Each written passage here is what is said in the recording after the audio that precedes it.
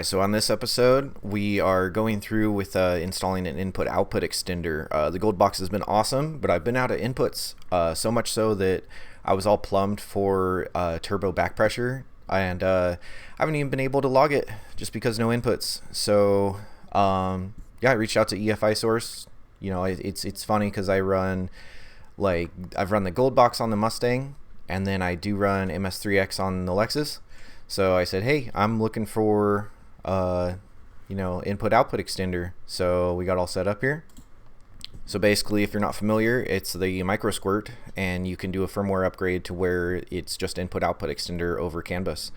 Another thing I was going to concentrate on is I've been using a 10-inch Windows tablet for the gauge display, and it did work here and there, but honestly it kind of sucked. It was a pain in the ass. It was really picky on charging and data logging at the same time. If it wasn't charged, you'd have to boot it up, and sometimes when you get in your car you just want to drive it. You don't want to have to worry about getting a tablet to turn on, opening the proper apps and everything, and it was just a pain in the ass.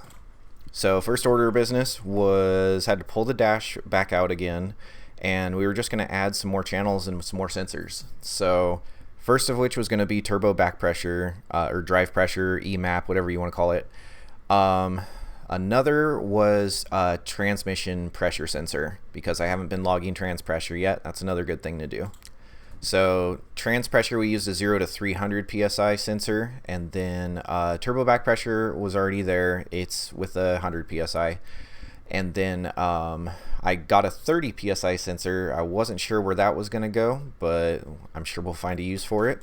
And since I'm on the Gen 1 billet 7875, I feel like it's going to be really useful to log turbo back pressure and just kind of see where it starts kind of flattening off on power and drive pressure, because I've kind of heard mixed things. I've heard 800 wheel horsepower unlocked auto is totally doable, and that's what I'm wanting eventually.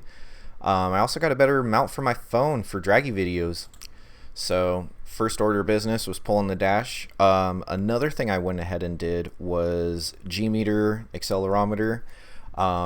If you guys want the link for it, I can supply it, but it's basically just, it was like $20 for the board, and I had to solder the connections, and it isn't 100% calibrated yet, but it is actually giving me proper data, which is proving to be very useful.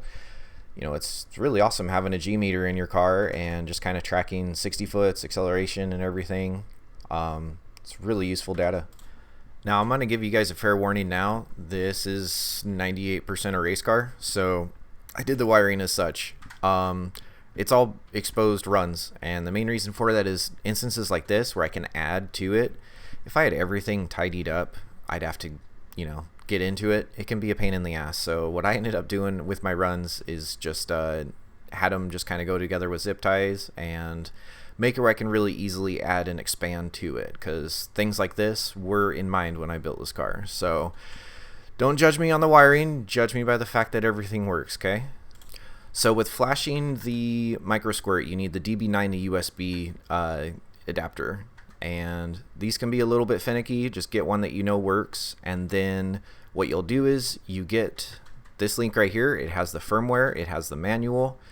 Everything's pretty straightforward. I'm not 100% sure if you need to do the thing where you pull the coil fuse for flashing. I went ahead and did it because better safe than sorry. It might just be for when the microsquirt's actually running your engine, but it's not my place to say yes or no. Well, yeah, everything was pretty straightforward on flashing the firmware. Basically, you just unzip everything, and one thing I did notice is you didn't get like a completed screen. Like, you get the command prompt box, and that's just kind of it, but once I started rolling with it, it did work. So yeah, it was all pretty straightforward. You basically you use the manual for picking your channels, and as far as CAN bus, this is my first time, messing with CAN communications. It's just L and H and 2 connections, so it's pretty amazing stuff. Alright, so since I was already plumbed and wired for turbo back pressure, I just wanted to configure that first, and everything went really smoothly there. You just got to pick the proper channel under the input-output extender, and I'm already using a 0 to 100 pressure sensor for fuel pressure, so I was able to use the same numbers there. For that 30 psi pressure sensor, I went ahead and did coolant pressure because that's an important safety item to have, and then our transmission pressure, and then our accelerometer is actually on a different table and a different screen, but that's there as well.